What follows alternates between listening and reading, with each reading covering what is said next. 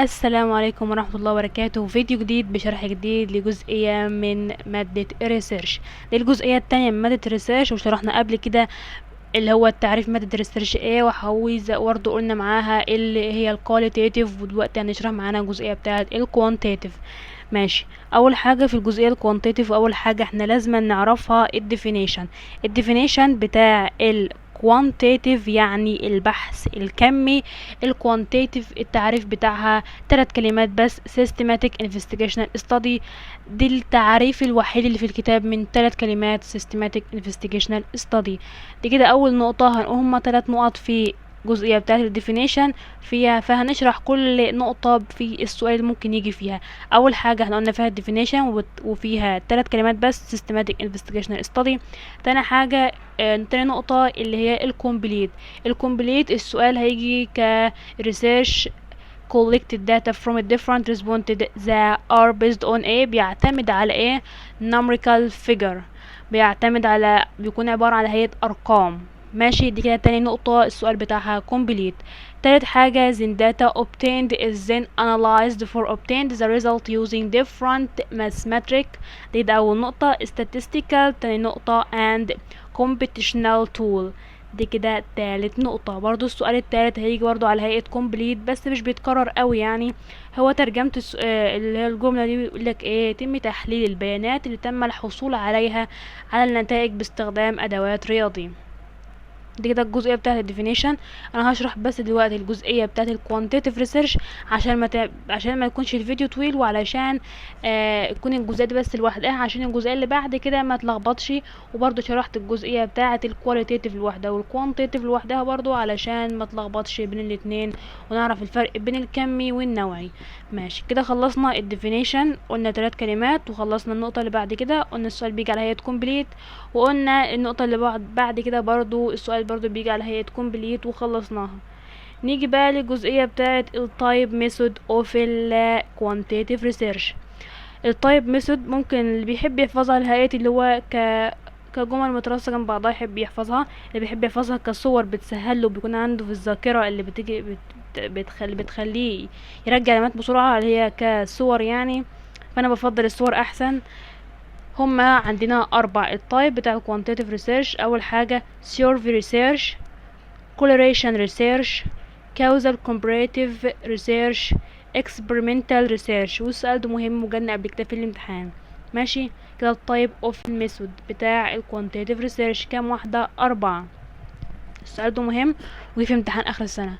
ماشي. نيجي بقى على quantitative research. ايه هي الادفانتجز والديسادفانتجز؟ ماشي. ايه المميزات وايه العيوب؟ عندنا في المميزات هنا 5 نقاط. ماشي. اول حاجة هنشرح كأول نقاط كام نقطة؟ 5. ماشي. احنا قلنا 5. ماشي. ناخد بقى كل نقطة منهم وهنقول كل نقطة ممكن يجي كسؤال ايه. اول حاجة في الكوانتيتيف ريسيرش المميزات بتاعتها: quantitative research is not based on thinking. اللي هو البحث الكمي مش بيعتمد خالص على التفكير. نخلي بالنا من كلمة not based. هيجي النقطة دي كcomplete وهيجي كtrue false. ماشي. ناخد بالنا قوي من كلمة not، نحط تحتها 5 سطور. كلمة not دي خلي بالكم منها. ماشي. دي كده اول نقطة. تاني نقطة بيقولك the data is quantitative research is collected and presented in the number.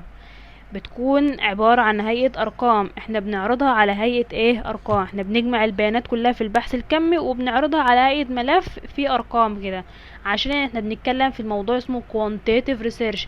برضو نرجع لعنوان الدرس اسمه quantitative research يعني البحث الكمي على هيئة ارقام، ومش بيعتمد على التفكير not based on thinking. دي كده النقطة التانية. تالت نقطة ال quantitative research based on number thus وبالتالي يعني it's remove the risk of personal basis. النقطة دي ترجمتها ايه؟ بيقول ان البحث الكمي بناء عن الارقام مبني على الارقام، وبالتالي فانه بيزيل الخطر. ليه بيزيل الخطر؟ هنعرف النقطة اللي بعد كده، اللي هو عشان بيكون عبارة عن اللي هي نقطة رقم 4 it's involve the statistics so it's extremely accurate. النقطة ديت متعلقة بالنقطة التالتة اللي هو احنا بنقول مفيش فيها اي اخطاء. ليه؟ علشان هي بتتضمن الاحصائيات، لذلك فهي هتكون دقيقة للغاية، مش هيكون فيها اي اخطاء ولا فيها اي تفكير ولا حاجة خالص، عشان معتمدة على ارقام. الارقام بتظهر لنا بتكون كل حاجة دقيقة ومكتوبة، مش هيكون فيها خالص اي تفكير.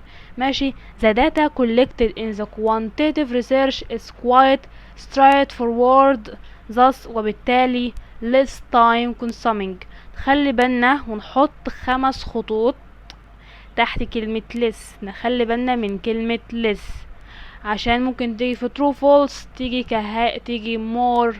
كده كلمة less خلاص تيجي more. دايما بيلعب في كلمة less more with without. ماشي. النقطة دي ترجمتها ايه بقى؟ بيقول ان البيانات اللي تم جمعها في البحث الكمي بتكون واضحة تماما، straight forward، واضحة تماما، لذلك فهي بتستغرق وقت اقل. دي كده المميزات بتاعتنا. تمام.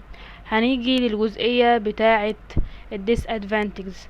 الجزئية ديت كبيرة، فاحنا هناخد الكلام المهم منها وهنحدد بس لحد كلمات معينة، واللي كام سطر بعد ما نحدده هتقروه بس وتفهموا بيتكلم عن ايه، عشان تعرفوا ان لو جت مثلا في ترو فولس ولا حاجة، لو جت تعرفوا ان الجزئية ديت ان الكلام المكتوب مثلا ده السؤال المكتوب تبع بيعود على الجزئية بتاعة العيوب بتاعة الكوانتيتيف. ماشي. اول حاجة في disadvantages بيقولك ايه؟ the survey instruments used for the research.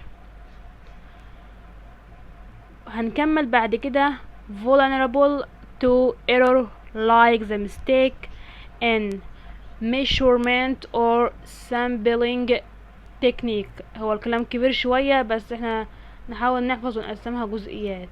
هناخد لحد كلمة techniques. دي كده اول نقطة. اول نقطة اللي هي بتقول عندنا ترجمتها يعني بيقول ادوات المسح المستخدمة في البحث معرضة للاخطاء، مثل الاخطاء اللي هي فين؟ في التقنيات القياس او اخذ عينة، مثل البيانات الرقمية اللي بتنطوي عليها او اللي بتعتمد عليها بقى في حالة اي حدوث خطأ. بعد كلمة تكنيك في كده سطرين، فالسطرين ده هناخدهم كقراية بس ونفهمهم كترجمتهم عربي، علشان لو جم في true false لو جم، بس هما يعني لو انت كتبت لحد تكنيك هتحسب لك الجملة صح. تاني حاجة، تاني نقطة بيقول generally the quantitative research method requires the extensive statistical analysis that's become difficult to perform. ناخد لحد هنا ترجمتها بشكل عام. احنا بيتطلب اسلوب البحث الكمي اللي هو التحليل الاحصائي المكثف الذي يصبح من الصعب القيام به. That's become difficult to perform، يصعب القيام به. دي كده تاني نقطة. هناخد لحد كلمة perform والباقي مش هنعوزه بل برضو قراية بس. تالت نقطة بيقول if this method structured questionnaire it's involve which has close-ended question the respondents. هناخد لحد respondents. ماشي حدنا بس. لو عايزين تكملوا جزئية بس بسيطة research have limited option لحد كلمة limited option. خدوا بس لحد limited option وكفاية كده، هما سطرين بس، والباقي اقروه. مش عايزين تقروه برضو تقروش عادي مش مهم، لكن الجملتين اللي كان في النقطة رقم 1 و2 اللي بعد ما احنا حددنا دي تقروهم.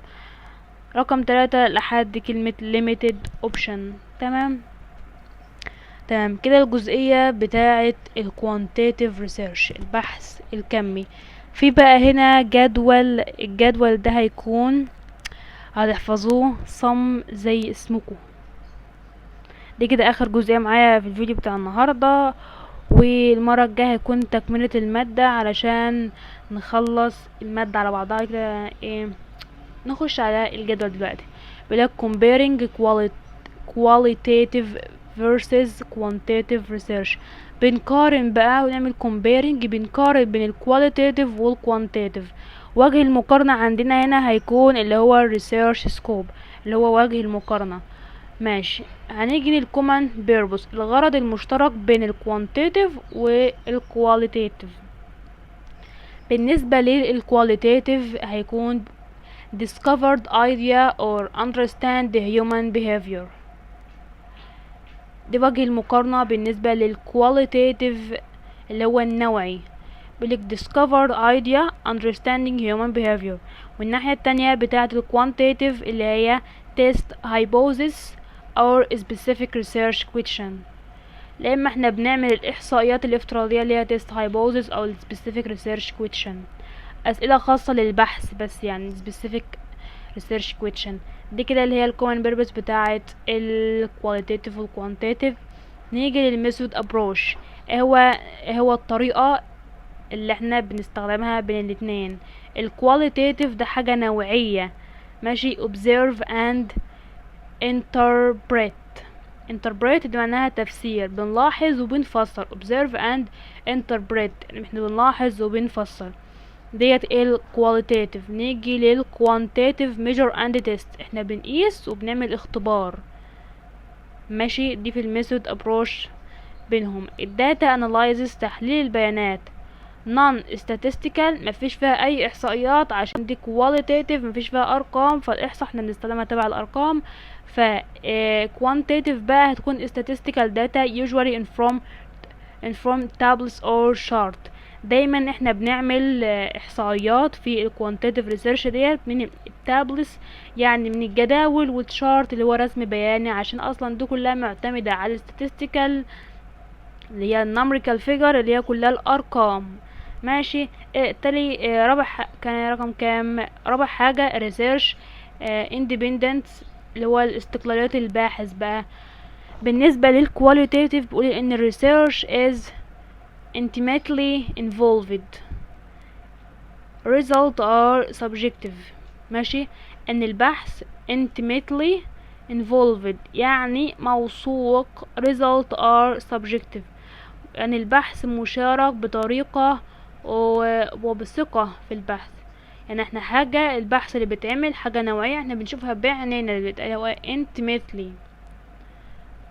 quantitative in research involved observe، ماشي. result are objective ان الشخص هو اللي بيقوله بيتكلم عشان بيحكي على مواضيع خاصة بأرقام و statistical حاجات إحصائية.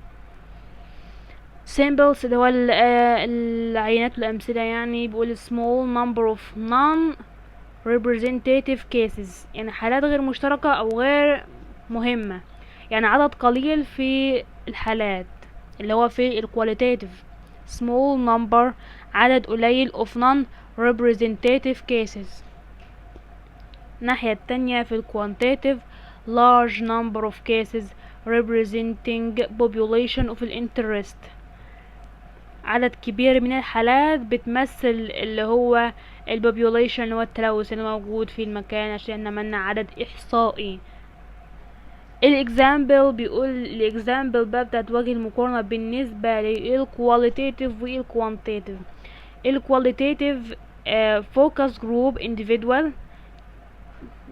depth interview group discussion observation، ان مجموعة الاقسام دي يكون فيها ملاحظة، وجروب عدد من الناس، ودiscussion قرار، و observation ملاحظة. الاكزامبل بالنسبة للكوانتيتيف معانا السيرفي اللي هو التايب بتاعت الكوانتيتيف، يعني نكتبها سيرفي experimental و comparative و correlation يعني في مسح، و experimental حاجة تجريبية، و comparative حاجة مقارنة، و correlation يعني الارتباط. دي كده الكومبيرنج بتاعت الكوانتيتيف والكواليتيتيف. دي كده الجدول، والجدول ده مهم وبتحفظوه عشان بيجي كسؤال في الامتحان في شورت اكاونت وتكتبوه.